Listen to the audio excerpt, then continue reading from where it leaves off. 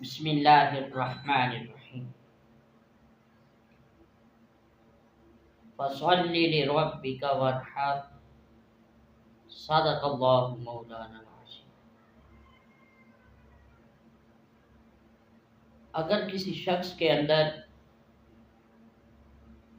قربانی کے واجب ہونے کی شرائط پائی جائیں تو اس پر قربانی کرنا واجب ہے، کیونکہ قرآن مقدس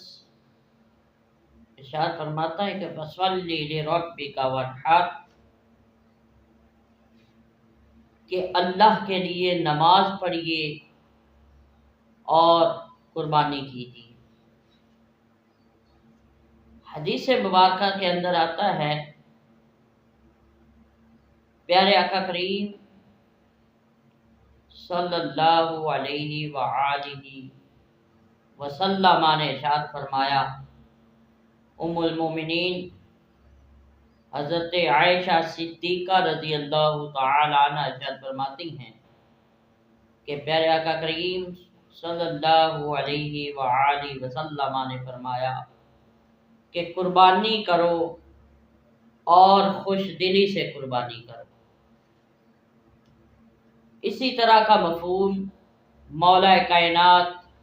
حضرت علی شیر خدا رضی اللہ تعالی عنہ سے بھی ملتا ہے کہ پیارے آقا کریم صلی اللہ علیہ وآلہ وسلم نے ارشاد فرمایا کہ قربانی کرو اور خوش دلی سے کرو۔ اور تیسری حدیث مبارکہ کے اندر